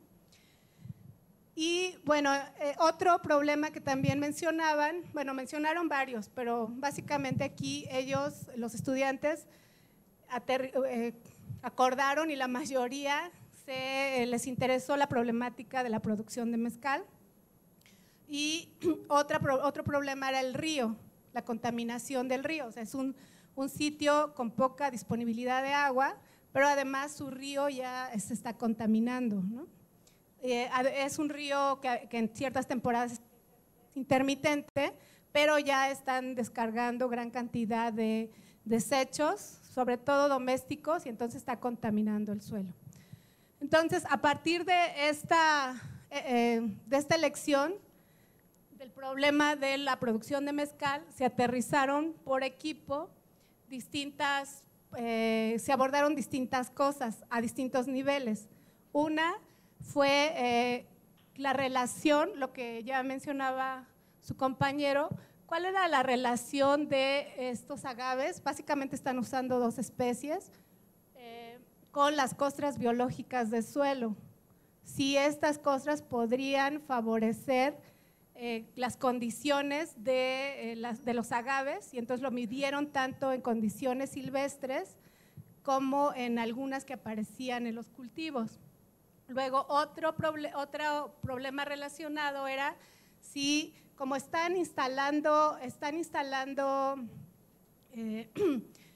monocultivos, porque requieren maguey para la producción de mezcal, eliminan el matorral y están produciendo únicamente una especie de maguey en esas parcelas. Entonces, otro equipo lo que evaluó fue ver cómo se estaban modificando las propiedades físico-químicas del suelo, tanto en el monocultivo como en cómo se diferenciaban comparándolo con el sistema silvestre. Luego, otro de los problemas que tiene esta producción de mezcal es la generación de bagazo. Y algunos de los productores lo están utilizando. Bueno, ¿sí saben qué es el bagazo? ¿No? ¿Por qué no preguntan? A ver, por allá, ¿alguien sabe qué es el bagazo? Es el sobrante, es la fibra, después de todo el proceso que hacen para la extracción del mezcal, toda la fibra que sobra, eso es el bagazo, son los residuos de todo el proceso, ¿sí? Entonces, algunos ya lo empezaron a usar como compostas. Entonces, lo que hicieron sus compañeros, otro equipo, fue evaluar cómo estaban esas compostas, si la calidad, si el proceso que estaban llevando a cabo en sus compostas realmente servía para utilizarlo nuevamente en la producción de plántulas de maguey. Y finalmente, el otro equipo lo que abarcó fue el río, fue ver cómo se estaba degradando el río en la calidad del agua del río en función de la distancia a la que estaba de donde está la descarga, y también ellos aterrizaron algunos indicadores donde observaron cuáles podrían ser indicadores si las fracciones del río se están degradando o no, o sea, si son indicadores de esa calidad. La que sigue, bueno, aquí le pongo 2 temporadas porque fueron 2 trimestres y una fue a final de la sequía y otra casi iniciando la lluvia, ¿no? La que sigue. Bueno, aquí estos son resultados de sus compañeros. Estos son relacionados a la relación de las costras con los magueyes. Aquí ya se trabajaron con productores de mezcal, o sea, ya fue con los actores, ¿no? Con los que están produciendo el mezcal para ver qué estaba pasando. La que sigue. Y bueno, a partir de eso, sus compañeros propusieron un plan de manejo donde se utilicen estas costras para poder favorecer las condiciones de estos magueyes en la producción del monocultivo. La que sigue. Luego, la otra, este es el del equipo donde compararon los sitios silvestres y los sitios naturales perdón, de monocultivo para ver esas propiedades. Hasta el momento se observa que no hay, que casi todas las propiedades están muy similares, pero la concentración de sales al parecer se está incrementando. Y eso posiblemente, aunque ellos no lo dijeron, tiene que ver con la utilización de fertilizantes, ¿no?, para tener rendimiento en el monocultivo. La que sigue. Estas son la ubicación de los sitios de las compostas, del bagazo. Ahí, como pueden ver, están algunos desechos, ¿no? La que sigue. Y bueno, con relación a este último del bagazo, también sus compañeros trataron de manejar la fibra para la producción de papel y la generación de algunas etiquetas. Esto no lo asesoré yo, sino lo asesoró la maestra Andrea, que ella es de CIAD, ¿no?, que sabe de diseño, que sabe de materiales, y bueno, ahí quedó pendiente con los productores y con la comunidad hacer un taller para la generación de estas etiquetas que podrían ponerle incluso a ya su producto. También, bueno, aquí no lo muestro, pero se generaron unas macetas a partir de ese bagazo que pueden funcionar para el establecimiento de plántulas, ¿no?, para germinar semillas y establecer plántulas del mismo maguey. Entonces, bueno, aquí no, pues ya se requiere, ¿no?, de otras áreas, otras disciplinas para empezar a resolver estos problemas. No, lo que yo les comentaba, bueno, nosotros a lo mejor desde la parte de la investigación tradicional podemos generar datos, pero quien va a realizar finalmente estos planes son las comunidades. Entonces, si no hay vínculos, si no hay relación con ellos, pues esto no aterriza en nada, ¿no? Entonces, bueno, ahí quedó ya un taller para trabajar con ellos. Bueno, Daniela también va a integrarse para trabajar en servicio social, para ver la parte de la estabilidad del suelo. Hay otro estudiante que quiere hacer también el servicio social, pero donde queremos trabajar, hacer estas mismas como macetas, pero utilizando otros métodos y mezclando con otros materiales. Pero bueno, todas esas son propuestas. Al final, quien tiene que apropiarse de ellos son las comunidades. Y mientras eso no exista, pues la investigación solo se queda en artículos científicos o en congresos, ¿no? Y aquí pues ya tenemos que vincularnos con otras disciplinas, ya sale del alcance de la ecología, ¿no? O sea, si queremos, por lo menos para los biólogos o para los ecólogos, ¿no? O sea, tenemos que dar ese salto hacia esta relación con las otras disciplinas, ¿no? Y en el caso de los problemas, en realidad la interdisciplina es mirar a los problemas de manera interdisciplinaria. El problema es el que es el interdisciplinario y vamos a, pues requerimos de otro lenguaje, de otros colegas, de otras disciplinas para resolverlo. La que sigue. Bueno, aquí esto es acerca del río, sobre los indicadores que generaron sus compañeros, la que sigue. Y aquí ellos trabajaron con estudiantes de primaria. Entonces, en la primera salida platicaron con ellos, les preguntaron sobre el río, qué sabían del río, y bueno, todos los niños lo ubicaban como que era la barranca, había que ir a tirar basura, ¿no? Después, ellos ya regresaron, les hicieron algunos talleres, algunos juguetes con algunos materiales reutilizables y volvieron a trabajar con ellos ya en el segundo trimestre y la percepción de los niños con relación al río cambió, ¿no? O sea, ya ellos empezaron a concientizarse que hay que cuidar el río, ¿no? Y que hay que empezar a a hacer cosas para que no pierdan el río o el agua que es escasa en esa zona y que pues se está contaminando. La que sigue. Bueno, aquí, si recuerdan, en el esquema que les puse relacionado a los diferentes proyectos que hicieron sus compañeros, iniciaba con una visita prospectiva, ¿no? Les comenté, después platicaron con la comunidad, a partir de lo que la comunidad les dijo, ellos decidieron trabajar el problema o la aproximación de algunas aproximaciones relacionadas al problema de la producción de mezcal, y la línea que estaba abajo, si fueron observadores, decía que finalizaba con presentar resultados a la comunidad, ¿no?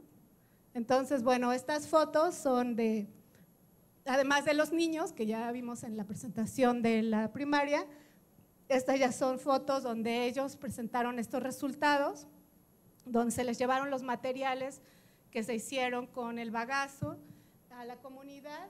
Aquí en la segunda foto, aquí el señor de sombrero, él es el comisariado Gidal, hay algunos guías, aquí el que está aquí es el guía Pedro Miranda, que es con el que generalmente hemos trabajado y que además es toda una institución porque él es un guía que está en el Jardín Botánico desde que inició el Jardín Botánico. Entonces ha trabajado con todos los investigadores que han llegado ahí, entonces es un ecólogo sin título porque sabe de todo, o sea, es botánico, es ornitólogo, es edafólogo, o sea, tiene un conocimiento vasto, yo creo que incluso supera a los biólogos, ecólogos que vamos, ¿no? Entonces, bueno, esta fue la experiencia que les quería compartir de cómo trabajé con sus compañeros de biología. Y bueno, esta experiencia también se hizo un trabajo que no lo presento, ¿no? Por cuestiones de tiempo, en Oaxaca, en el Xochitlán de Flores Magón. Ahí había un problema de café, el problema de producción de café, sobre todo en el mercado. O sea, ahí ellos, por las condiciones de pobreza, pues no utilizan insumos, y actualmente eso le ha dado un plus a su producto, ¿no? Entonces ahí lo que estaban son unos coyotes que acaparaban todo el café y lo estaban vendiendo con este plus como café orgánico, ¿no? Entonces, bueno, ahí se hizo un trabajo agroecológico con un estudiante de maestría para evaluar los distintos sistemas de producción agrícola de los productores de esa zona y tratar de ver cuál podría ser el más eficiente y menos costoso, ¿no? para ellos, y que finalmente ellos sean los que pongan en el mercado su producto. Bueno, este trabajo también se hizo con estudiantes de agronomía del medio físico-productivo de sistemas agrícolas. Algunos de los trabajos también, no lo mencioné, que estos meramente ecológicos, también se hicieron con estudiantes de ciclos biogeoquímicos de la licenciatura de biología, además de los estudiantes de posgrado y servicio social. Y otra experiencia también que les comentaba, que también fue con estudiantes de Hidalgo, fue con estudiantes de agronomía, fue en Hidalgo, en el Valle del Mezquital, y ahí también era ver sistemas de producción que fueran menos costosos, más eficientes, pero siempre partiendo de lo que los productores querían, ¿no? O la problemática que a ellos les interesaban. Ahora aquí yo creo que es muy interesante, desde mi experiencia o desde esta experiencia que he tenido, es que por un lado se tienen que conjuntar tres elementos, ¿no? Por un lado es la comunidad, que les interesa, pero también desde el punto de vista de nuestras disciplinas, cómo también podemos combinarlo, ¿no? con la experiencia, con lo que a nosotros también nos gusta, y también se tiene que iniciar por la comunidad, ¿no? O sea, si realmente queremos resolver problemas, tenemos que empezar desde ahí. O sea, no hay de otra. Pues no sé si tengan alguna duda, alguna pregunta sobre estas experiencias que les comento, sobre lo que acabo de mencionar. Y bueno, en ese sentido, pues lo que también comentaba hace rato, esta aproximación que ahora tengo de la investigación, pues fue gracias a que llegué a la UAM Xochimilco y conocí el sistema modular. Y bueno, ahora es otra perspectiva, ¿no? ¿Alguna pregunta? Ya sé que ya se quieren ir, pero a ver, como cierre, a ver, ¿qué les parecieron estos elementos? ¿Les aportó algo? ¿No? ¿Se aburrieron? ¿Se durmieron? Estoy planteando la pregunta. ¿Cómo? Estoy pensando cómo preguntar.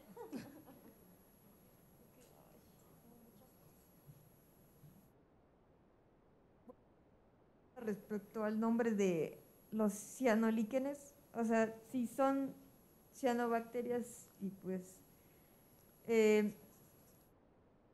no eran cianolíquenes, eran sí, cianolíquenes. Bueno, pues entonces ¿por qué se llaman así? O sea, como que me confundió un poco. Bueno, los líquenes dijimos que son una simbiosis, ¿no? De hongo y de una alga. En el caso de los cianolíquenes, o sea, también son líquenes, pero lo que se cambia es el alga y en lugar de que aparezca una alga está una cianobacteria. Pero sigue siendo también una simbiosis. Estos organismos, la especie de alga o la especie de cianobacteria o la especie de hongo puede vivir separada, pero tiene un nombre específico, Nostoc, ¿no? Por ejemplo, Citonema, en el caso de cianobacterias, pero cuando son líquenes, necesariamente son una simbiosis, o sea, tienen que estar los dos y ambos se benefician. Ahí lo único que cambia es el simbionte, uno es el alga, fija carbono, y en el caso de la cianobacteria, fija nitrógeno. Y también, bueno, carbono, pero una de las características claves o que la caracteriza es la fijación de nitrógeno. ¿Por allá alguna otra pregunta? ¿No? ¿Cómo están? ¿Ya están cansados? ¿Ya se quieren ir? ¿Ya los aburrí? ¿No? Pues nada más me gustaría saber, o sea, cuál es después de eso, cómo se van, si aprendieron algo, ¿no? Si queda a lo mejor, ¿qué les queda después de platicarles estas experiencias? Compañera de la libretita, Rosa.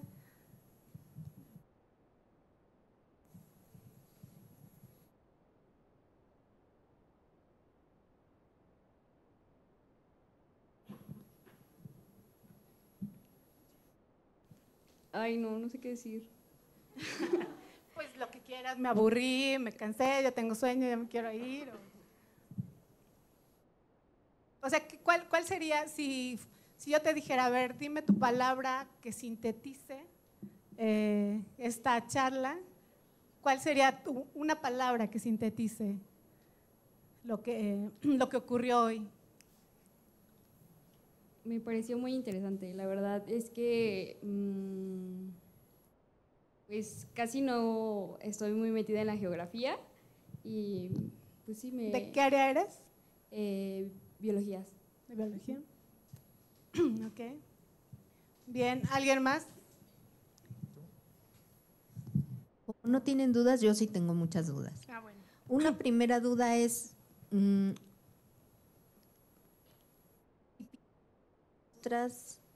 ¿se rompen? Sí, sobre todo aquellas que son las que tienen esta forma como costra que les mostraba, son muy quebradizas. Entonces, si la pisas, se rompe. Pero al romperse, ¿no se puede volver a formar? Sí, bueno, la mayoría de estos organismos se conoce que tienen un crecimiento modular. Entonces, si queda un pedacito, puede volver a crecer, ¿no? Pero el tiempo de regeneración pueden ser 10, 15, 20, 100 años, ¿no? Y otra duda que tengo también es, por ejemplo, ahorita nosotros en la Ciudad de México a lo mejor nos parece que las zonas áridas son algo muy lejano, pero por ejemplo ¿qué podríamos hacer nosotros por las zonas áridas? No sé, como… Como sistema global, ¿no? Como Ajá, un sistema. Sí. Bueno, aquí cabe mencionar que estos sistemas son ecosistemas áridos y semiáridos, han evolucionado así, o sea, esa es su característica, ¿no? Todo esto que mencionamos, baja precipitación, baja fertilidad en el suelo, alta radiación solar, esa es su característica y las especies han evolucionado para hacer frente a esas condiciones. Ahí yo creo que una de las perturbaciones, como en todos los ecosistemas, es la actividad humana. Yo creo que una de las perturbaciones más graves son el incremento de la población, los asentamientos humanos que van arrasando también con estas zonas. Bueno, primero entra la agricultura, luego la ganadería, bueno, principalmente en estas zonas es de ganado pequeño, caprinos, y ese tiene la característica, a diferencia de los otros ganados, es que ellos extraen de raíz el alimento, digamos, ¿no? Entonces ya no dejan raíz para que vuelva a reproducirse. Y esas son las presiones más importantes, ¿no? El pisoteo por la actividad humana y bueno, luego los asentamientos humanos.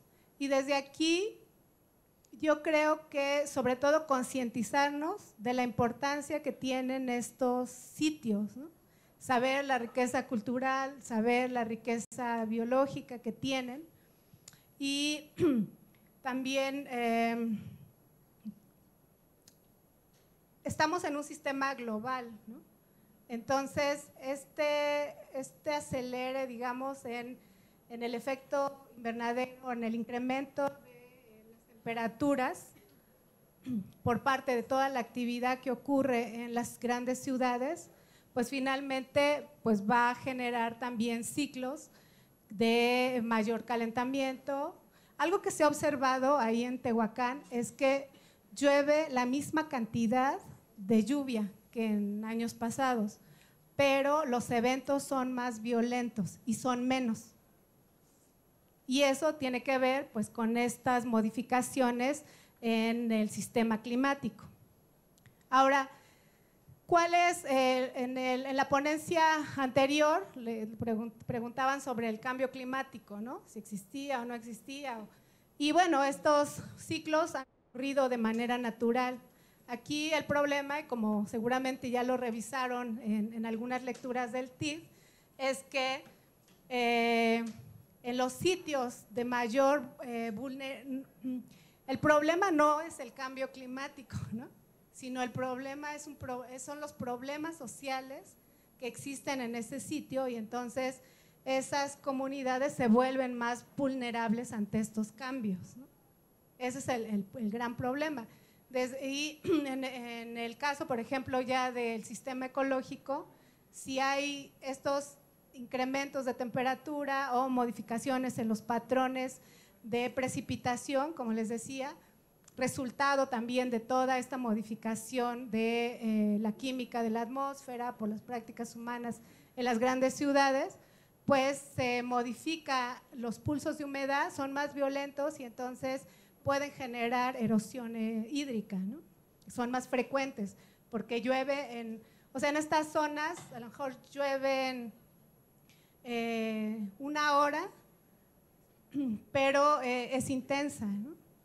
Y lo que, por ejemplo, si en Tehuacán había 4 pulsos de humedad o 8 pulsos de humedad en la época de lluvia, ahora hay solamente 4. Y en esa hora llueve, digámoslo, de 2 pulsos, ¿no? Y entonces el efecto del agua es mucho más violento. También yo creo que otra Y en el caso de, viene a la mente la cuestión de los alimentos. Mucho de este problema de los gases de efecto invernadero pues tiene que ver con los automóviles y la movilidad de alimentos, ¿no?, que se traen a las grandes ciudades, la quema de combustibles fósiles. Y entonces creo que por ahí se me ocurre o pienso que podría ser para disminuir esta movilidad y la quema de combustibles fósiles, empezar a consumir cosas más locales, ¿no? A lo mejor ya no, y de temporada, o sea, que sean de los productores más cercanos y de lo que hay de temporada. Y eso también empezaría a disminuir pues estos combustibles, esta quema de combustibles fósiles. Pero bueno, o sea, ahí ya también entramos a un problema de cuestiones de decisión gubernamentales, ¿no? Y no solamente nacionales, sino también internacionales, ¿no? No sé si con eso podría responder algo de ello. No sé, ¿alguna otra pregunta? O no sé, tenías muchas preguntas. ¿Sí? Bueno, gracias. Nada más felicitarte por la plática. Me gustó mucho cómo la fuiste conduciendo, primero entrando con la parte disciplinar, después integrando toda esta parte social, interdisciplinaria y demás, ¿no? Y creo que hay partes, a mí me trajeron a la mente muchas cosas, sobre todo cuando estábamos platicando esta parte de lo social. Y si reflexionamos, ¿por qué estamos aquí? ¿Cómo llegó nuestra sociedad a establecerse aquí, en este sistema lacustre? Pues tiene que ver directamente con todo esto que nos acaba de explicar la doctora. La búsqueda de tierras fértiles para poder establecer una civilización agrícola. Los prehispánicos que vivían en Aztlán se dedicaban a la caza y a la recolección. Y el motor civilizador de las sociedades pues ha sido la agricultura. Entonces estos grupos estuvieron buscando durante mucho tiempo un lugar en donde establecerse, donde pudieran sembrar y cosechar su maíz. Entonces prácticamente sí hay una respuesta a la cuestión, a la relación social con la cuestión ambiental. Si nosotros vemos la historia climática de la Tierra, pues resulta que vamos a ver que tuvimos mini eras del hielo, y en esas mini eras del hielo hubo procesos de desertificación, dejaron de haber lluvias. Y durante esa época histórica, que se dio por ahí del feudalismo, pues se dieron una serie de movilizaciones y de guerras por la lucha de territorios donde se pudiera sembrar y obtener alimento. Entonces, claro, la configuración social actual depende muchas veces de este tipo de factores. Y respecto a la otra parte que comentaban sobre ¿qué podemos hacer? Pues prácticamente todos los caminos nos llevan a la parte de la producción y el consumo, ¿no? Nos platicaba la doctora la parte de los monocultivos. Y esta parte, por ejemplo, que puede ser, no sé, a ver, ¿tú qué opinas? Un arma de dos filos. Por un lado podemos decir, sí, consumimos productos locales. Pero cuando el capital toma esta bandera de consumir los productos locales y lo difunde de manera masiva, como en el caso del mezcal, y se vuelve entonces el mezcal un producto de moda, entonces viene el decaimiento de la producción de mezcal por la sobreexplotación del maguey. Y entonces vienen las plantaciones de monocultivos y entonces hacemos el problema más grande. Entonces creo que ahí es donde tenemos que escarbarle y donde tendrán ustedes que meterle, ¿no? Sí, yo creo que aquí justamente pues entran criterios de decisión, ¿no? O sea, yo me refería a lugares cercanos, ¿no?, de consumo, principalmente por la quema de combustibles fósiles. Y algo interesante que menciona Sergey, pues sí, es que los grandes capitalistas están pero sí a las vivas, ¿no? A ver qué cosa nuevo y entonces puede ser vendible, qué cosa se puede explotar, sobreexplotar y bueno, se acaba en el sistema, ¿no? Justamente este trabajo va enfocado a eso, que esos productores de mezcal hagan ese equilibrio entre la producción y el cuidado de su sistema. Porque algo que les comentábamos a ellos es que en el momento en que se acaben los agaves, ese suelo donde había agaves, las relaciones con esos agaves van a quedar degradados y el suelo ya no va a producir agaves, ¿no? Justamente porque se rompen todas las relaciones que hay por arriba y abajo del suelo. Y entonces se les va a acabar el negocio, ¿no? Pero además no solamente se les va a acabar el negocio, se les va a acabar el sistema. Y ese es uno de los problemas de los sistemas agrícolas, ¿no? Algo que yo a los agrónomos, siempre desde mi perspectiva ecológica, ¿no?, les he dicho es que tienen un gran reto, cómo producir en los sitios donde ya se produce sin abrir más frontera agrícola. Porque, ¿qué es lo que pasa con la agricultura? Con la producción de monocultivos. Como solamente se cultiva una especie, no existen todas estas relaciones que existen en el sistema natural. Entonces, el sistema, como vimos ahí en el suelo, están todos los nutrientes, el monocultivo está extrayendo, son bombas, ¿no?, que están extrayendo nitrógeno, fósforo, carbono, y al final se acaban todos los nutrientes porque ya no están todos los demás elementos que le permitían al sistema seguir funcionando. Después de 30 años, una parcela queda inservible.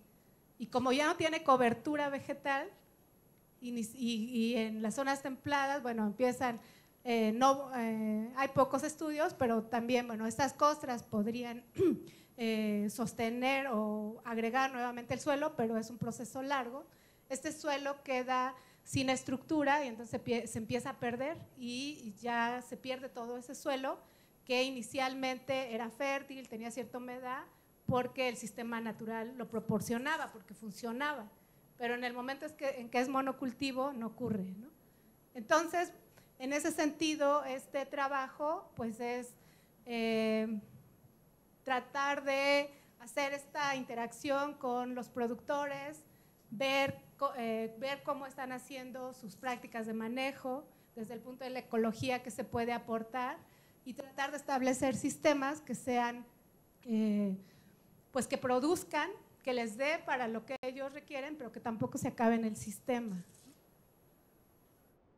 También, bueno, por ejemplo, en el caso de las costras, no lo comenté, pero sus compañeros les preguntaban, ¿no?, que si conocían las costras, que si sabían qué hacían, y ellos decían que sí, que las habían visto ahí, pero que ellos pensaban que no servían para nada, ¿no?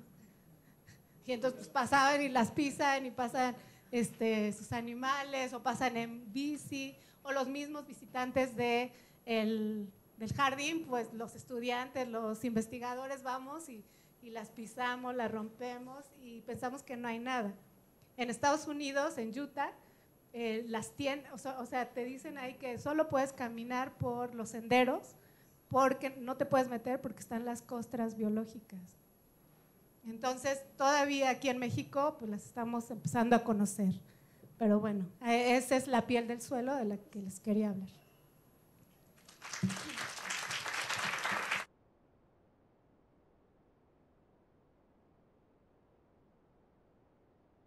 Agradecemos muchísimo la charla de la doctora Angélica, que en realidad creo que nos proporciona varias categorías de elementos para comprender lo frágil que es nuestro realmente ecosistema y lo necesaria que es la divulgación y la intervención y generar conciencia en esto. Entonces le agradecemos muchísimo su charla, presentación, y también le agradecemos a Víctor Ríos que nos apoyó con la logística del micrófono. Gracias, Víctor. Y muchas gracias a todos quienes nos acompañaron el día de hoy, igual a quien nos acompañó a través de Facebook. Muchas gracias a todos por su participación y nos estaremos viendo en la siguiente charla. Hasta luego.